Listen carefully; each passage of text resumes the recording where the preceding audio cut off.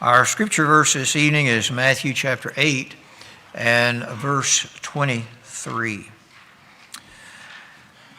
We were just singing about this. Now we're going to read the passage about this.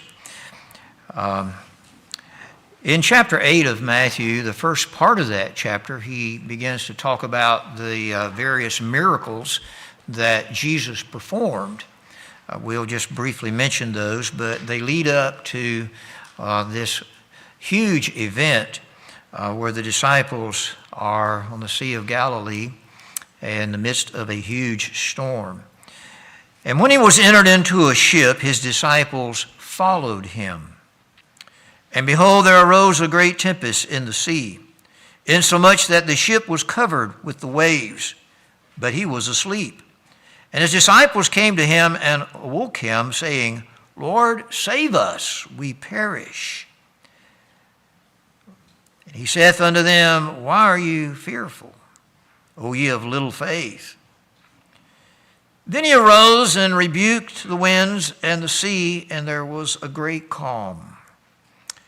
But the men marveled, saying, What manner of man is this, that even the winds and the sea obey him? I have preached from this passage before, but as I look back at my old sermon back many years ago, I thought, this is really not what is, I believe, needed. This is not really what the Lord is seeking to accomplish in including this in Divine Writ. I have listened to many sermons. I don't even know how many, but a lot of them. And some great sermons, some very encouraging sermons. But as I began to study this passage anew, I felt there was something missing that I hadn't seen, and hopefully I'm on target with this. I believe so. But if you'll bear with me as we look at storms that grow our faith. I believe this is what this story is really all about and why it's included in the Gospels. It is actually found in 3 of the Gospels, and we will touch just briefly on some of the other passages that relate this story in Mark and Luke. But let me just begin by asking some questions concerning this. Why did Jesus lead the disciples into a storm? Secondly, another question, why was it such a bad, terrible storm? There were many other storms that the disciples had been in on the Sea of Galilee. There were fishermen, some of them. But this is a particularly bad storm. Why? Why is it different than the others? Another question we might ask is that why did Jesus go to sleep on a pillow in the back of the ship? Some people say that he was tired. It had been a long day, and that's no doubt true. But I see I believe a more important reason why he went to sleep. We will touch on that. Did Jesus not care about his disciples when he went to sleep? Was it that Jesus could not prevent the storm?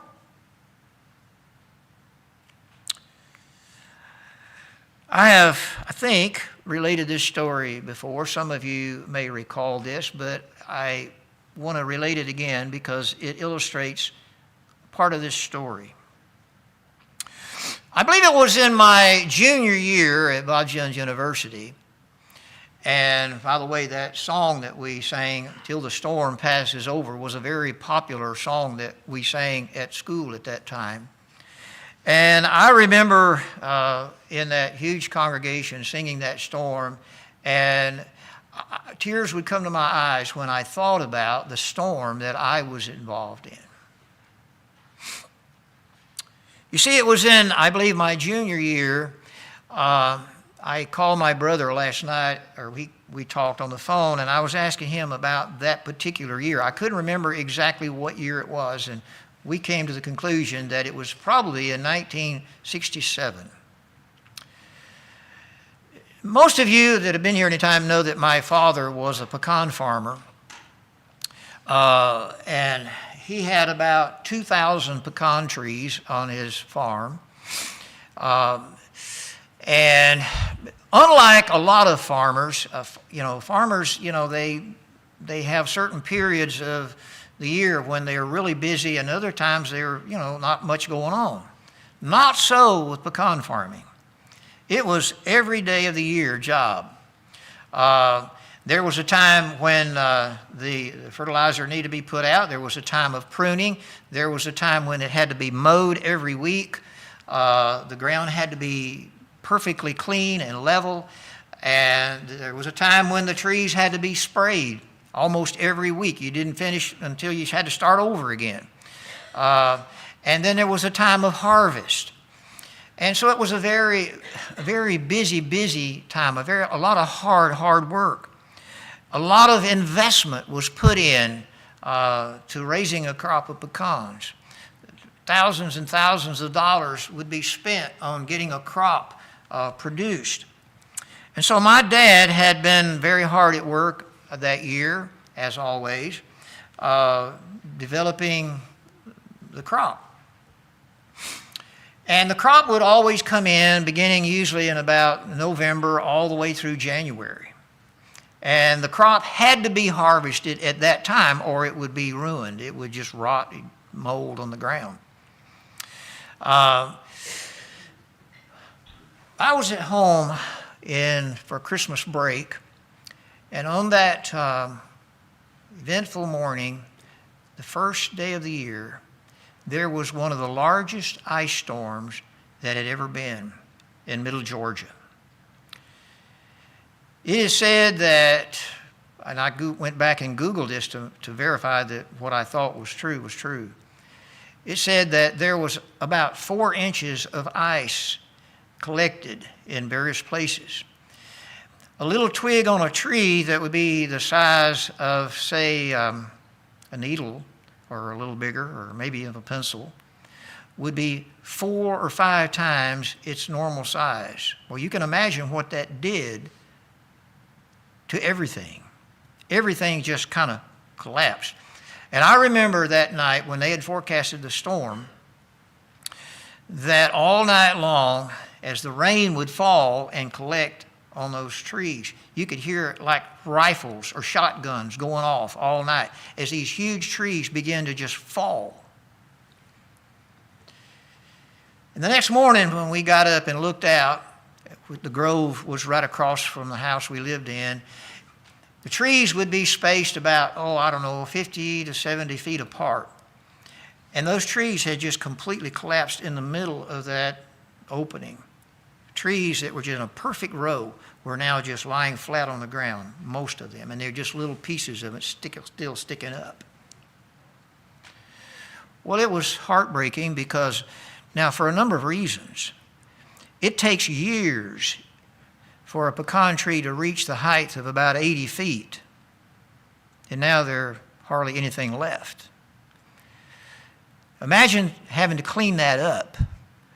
But aside from all of that, what's on the ground now are pecans that have been invested in. Tens of thousands of dollars are now on the ground, and you can't pick them up because the trees are on the ground. Well, my dad thought at the time that, all the years of investment was now gone. But that was far from the case. But to make the point, I had to go back to school to finish up the semester because the semester hadn't finished yet. It was in my heart to remain at home and help with the chore that lay before us. But I went back to school with a heavy heart, thinking that, I'm here some 150 miles away from home, and the responsibility has fallen completely upon other people.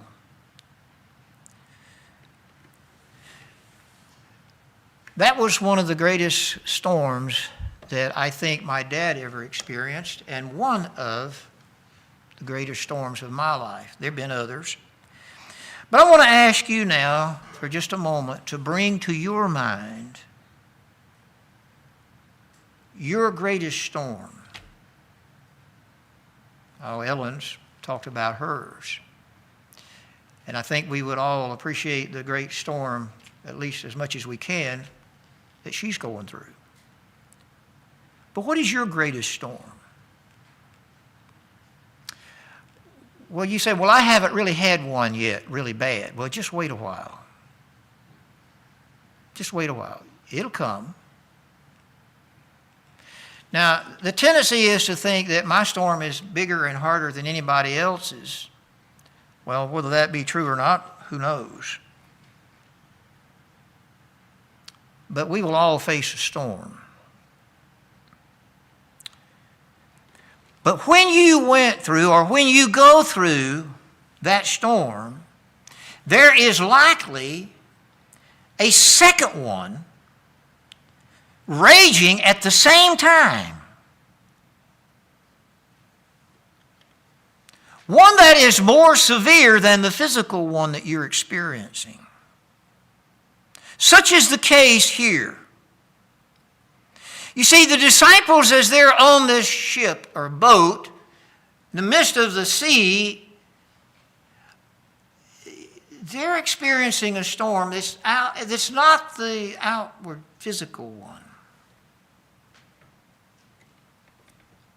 So what is the greatest storm?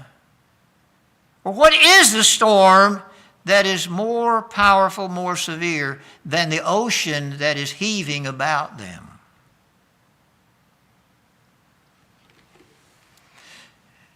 Note this.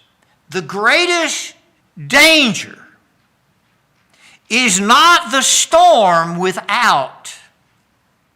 If you put it in your notes there, it's not the one without, but the storm that's within. The disciples were experiencing it. What is the storm that is taking place within the disciples?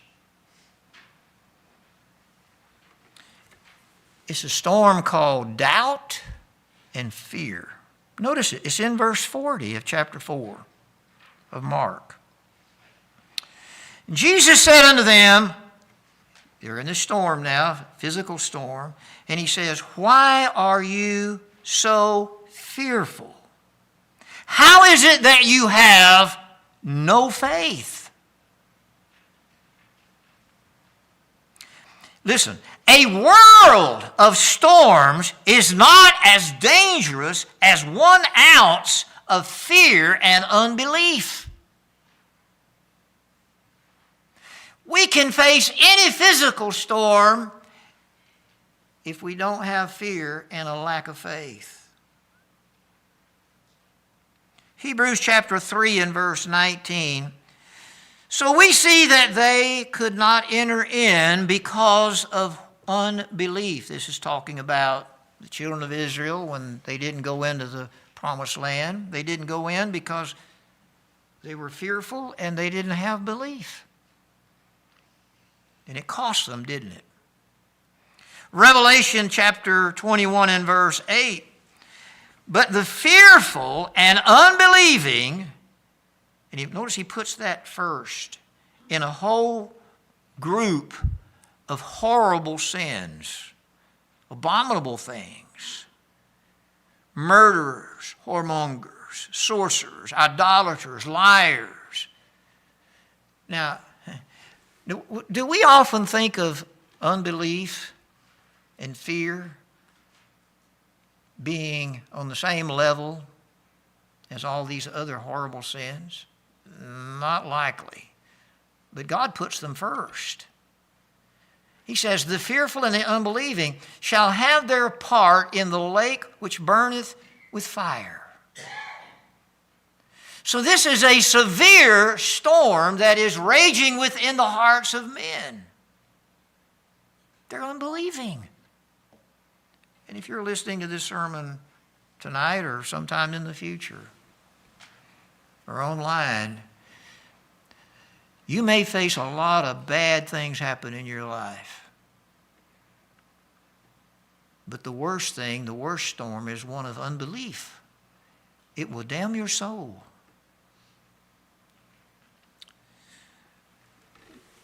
Now, it is possible for a disciple of the Lord to be fearful and unbelieving. These disciples were disciples of the Lord.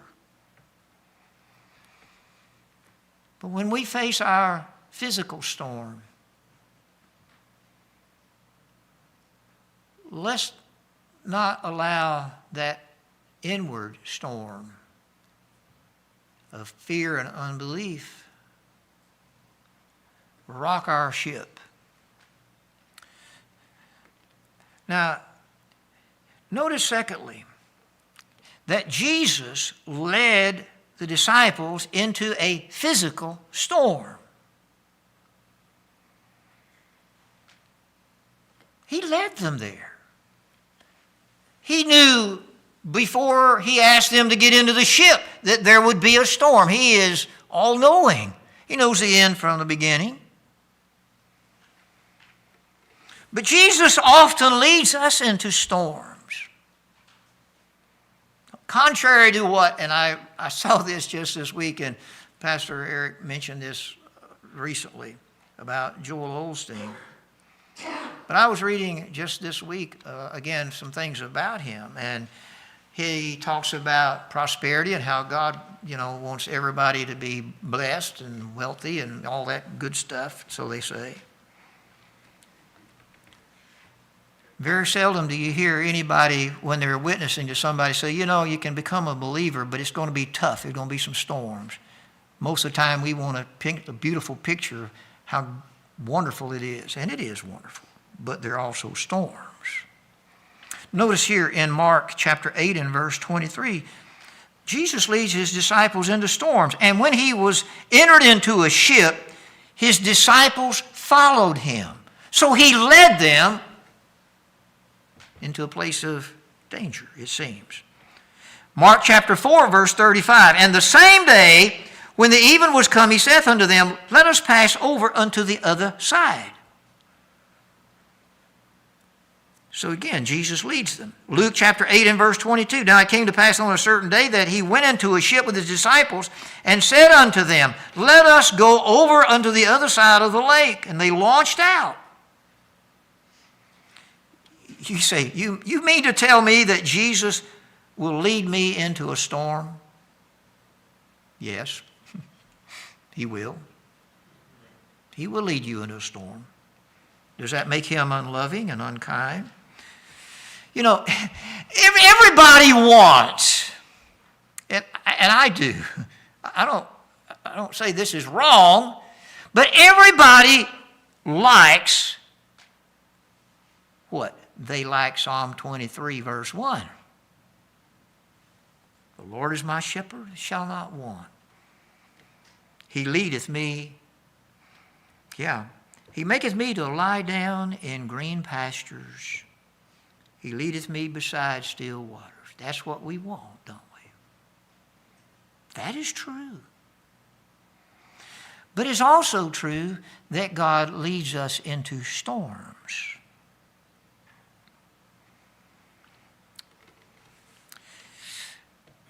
Being with Jesus does not, and put it down in your note, being with Jesus in the boat does not exempt one from trouble or danger.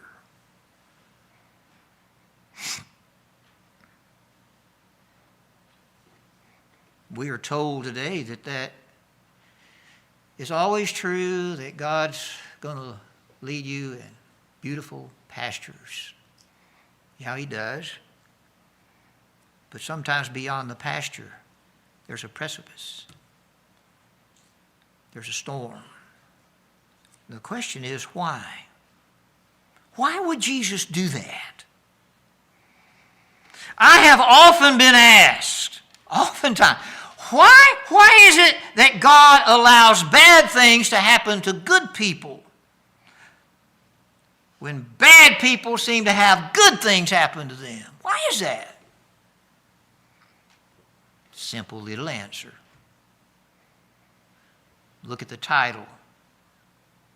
Storms grow our faith.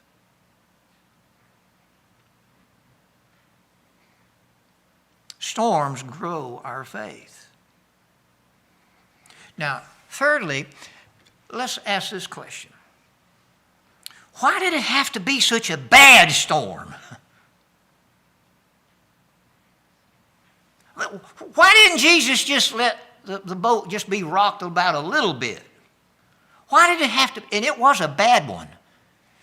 Now, I don't need to go into the word here so much to point this out, but the wording here indicates that this was like a tsunami. It was a powerful, it was unlike any storm the disciples had been in.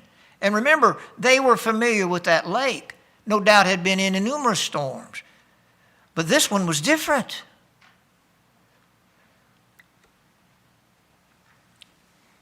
But why did it have to be that way? May I suggest this? The disciples had seen Jesus perform some great miracles. You read about them in the first part of this chapter.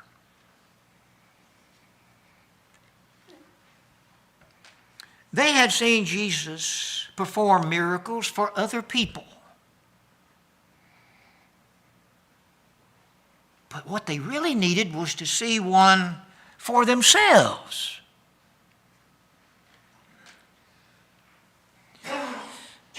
They had seen Jesus perform great miracles, but it still remained that their faith was what? Still small. Now, you'd think, well, if the disciples saw Jesus perform all these wonderful miracles, why didn't they have greater faith? Same reason that I don't. We've seen great miracles performed. We've talked about them many times here in our own church. And yet, it seems like we still have little faith. So big storms produce greater faith. Fourthly, here's another thought that I pondered for a long time and prayed about. Why did Jesus go to sleep? Well, some of the sermons that I listened to, and I would agree with that, but I think there's more of a reason. Some say he was just tired. Now remember, Jesus was the God-man. He was both God and man at the same time. He had the same physical ability to be tired as any other human. And some say he's been traveling a long day. It's been a long day, and he was tired. And the human part of him just needed to rest. Well, my thought is, those disciples, they were with him that whole time. They're probably tired too. Why didn't they go to sleep? I think there's a more important reason that Jesus went to sleep than that he was just tired. Was it that Jesus didn't really care about his disciples? Is that the reason? Was he more concerned about his own comfort than he was his disciples? Is that the reason he went to sleep? I don't think anyone would agree with that.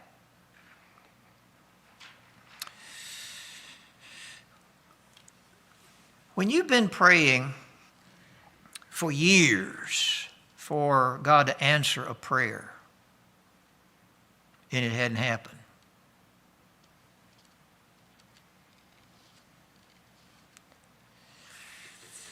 was it that Jesus just couldn't answer that prayer? Did Jesus go to sleep here because he couldn't stop the storm from the very beginning? Mark chapter 4, look in verse 38. And he was in the hinder part of the ship, asleep on a pillow. And they awake him and say unto him, Master, what?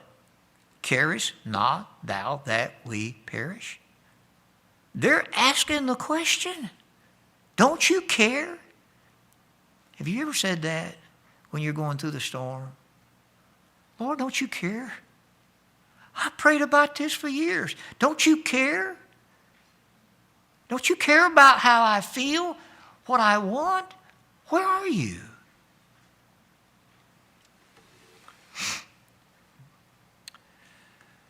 Listen,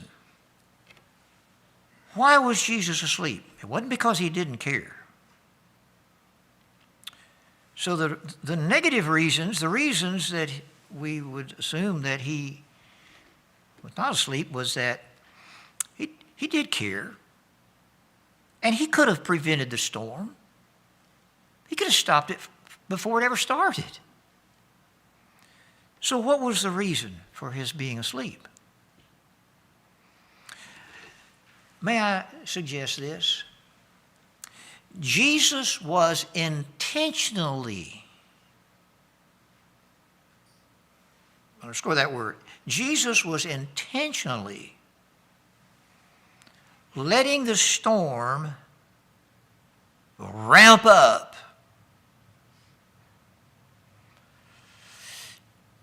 to eventually show his disciples that he was of greater power than anything. He had demonstrated it in the healing of people in the first part of the chapter, in casting out demons. But now he is revealing even more power over all things. And he wanted to demonstrate that power. You see, if he'd have stopped it at the beginning or at the middle of that storm, maybe it wasn't so much that he had the power to really deal with a big one. Secondly, Jesus slept that his disciples might be awakened.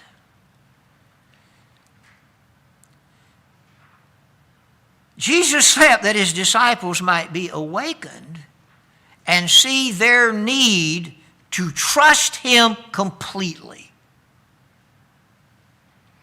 Isaiah chapter 26 and verse 3.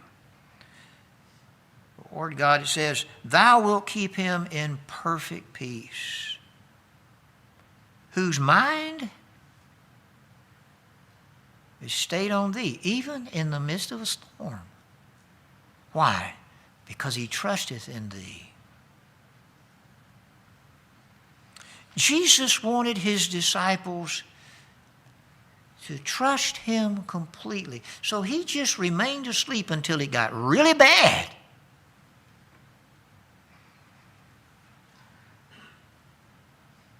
Now, they saw that he cared and that he was powerful, that he could stop a storm, and they just needed to trust him completely. Does God allow me to go through a storm, a really bad one? Will he just keep letting it get worse, worse, and worse, and worse? Until when he answers it, I think, wow, boy, he did a tremendous thing. If he'd have stopped it early, I would have thought, well, that's good. But when it's really a bad storm, it is exceedingly good. Storms, you see, grow our faith in trusting him. And last of all, I see in this story that God's purpose is accomplished. God's purpose is accomplished. Jesus wanted the disciples to see him not just as a good teacher, and he was that. He had demonstrated that earlier on in that chapter and chapter before. They had seen that he was compassionate. He could heal a leper. He could heal a Gentile servant that had palsy, the centurion's servant. They'd seen that happen. They had witnessed, Peter had witnessed, as Jesus went to Peter's home and his mother-in-law had a high fever and was in serious condition, Jesus healed her.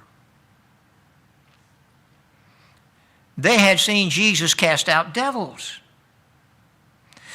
But here, you see, in this storm, he wanted the disciples to not have a little faith, because that's what they had, according to what Jesus said. Oh, you have little faith. They've seen all these things, and still they had little faith. And so Jesus allowed this storm to come so that they might have a great faith. Verse 27 of Matthew, he says, but the men did what? Marveled, saying, what manner of man is this? He's unlike anyone else. And even the winds and the sea obey him. Wow. Now, though I have not the faith that I should have tonight, I'll admit that. I certainly have a greater faith tonight than I did back in 1967 when I saw that pecan grove.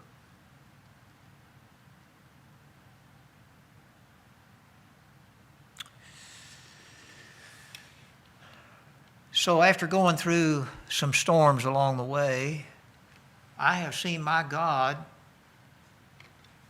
do some mighty wonderful things. My faith has grown. Not as much as it should, but it has grown. Give you an example and I close.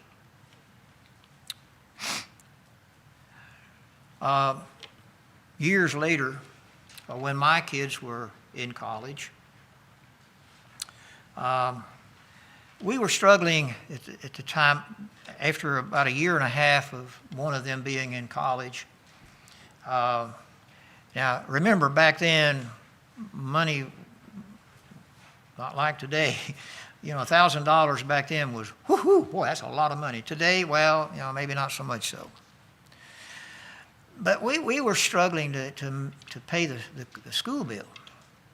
I had prayed all the way through, God, just somehow provide for it.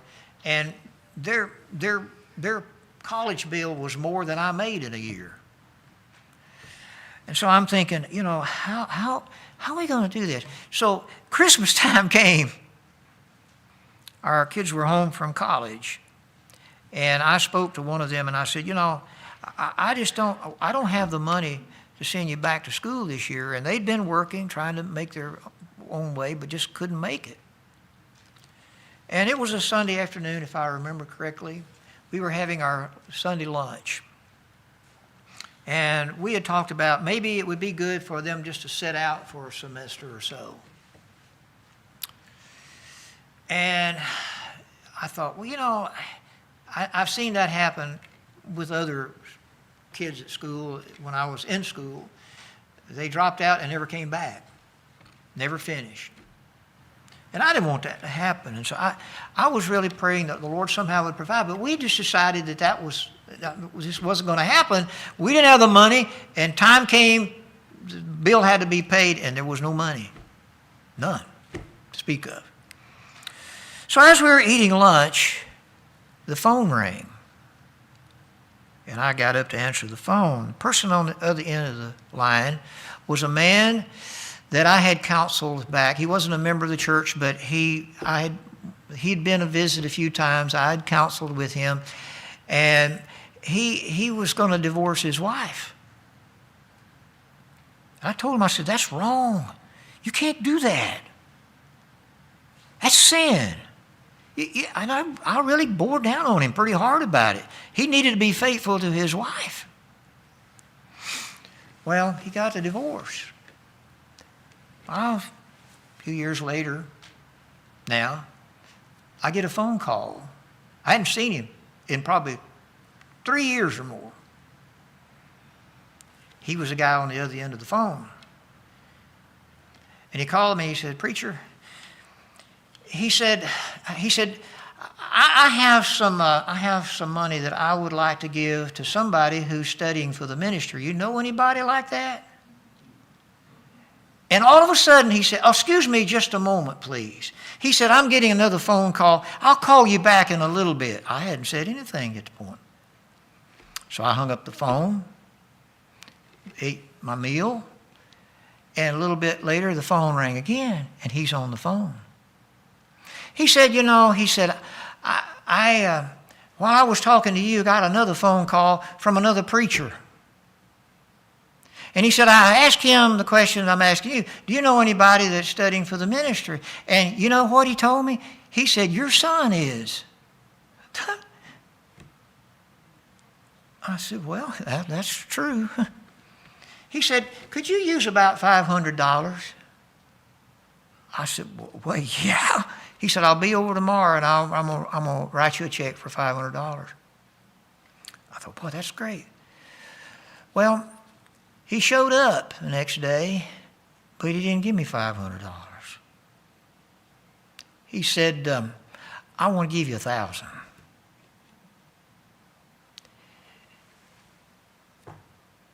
Now, some of you heard me tell that story, but in a sense, I was going through a storm. And I'm not saying that God always does it that way. He doesn't. All storms are not settled the same way. Now, Jesus stopped that storm, and there was a calm and a peace. But you know what? Even if that ship had gone to the bottom of that sea, where were the disciples? They were with his Lord. They would have been. Now, sometimes God allows that to happen to people. And sometimes he stops the storm. But the important thing is where are you? Are you doing what the disciples did? They followed him. And when you follow him, it doesn't matter whether the storm ends a certain way or not.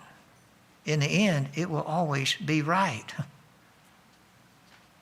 Psalm 89 verse 8 says, O Lord God of hosts, who is a strong Lord like unto thee? Or to thy faithfulness round about thee?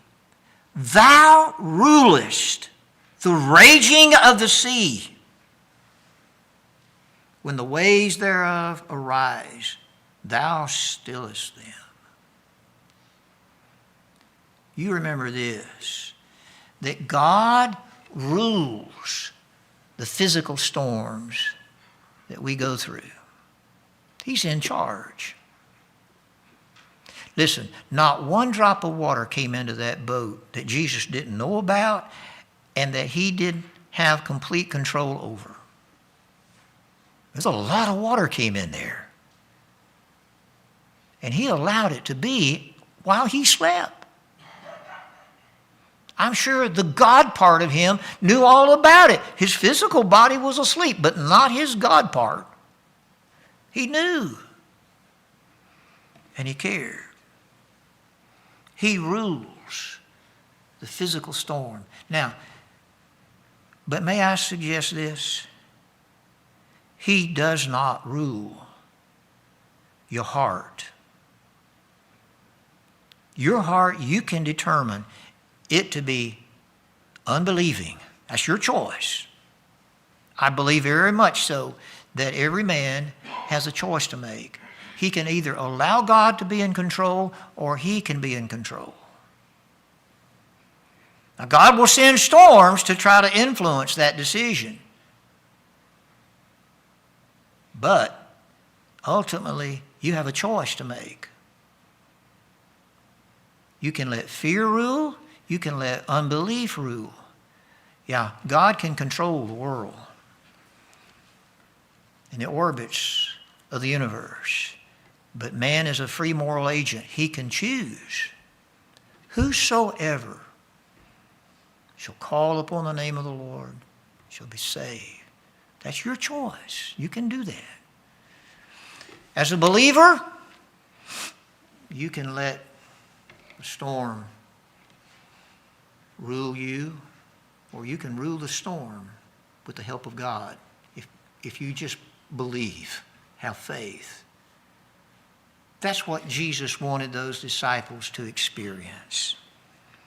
He wanted to grow their faith. They had a little bit, but they needed a lot more. I think tonight I need a lot. I know I need a lot more. And I think you probably do too.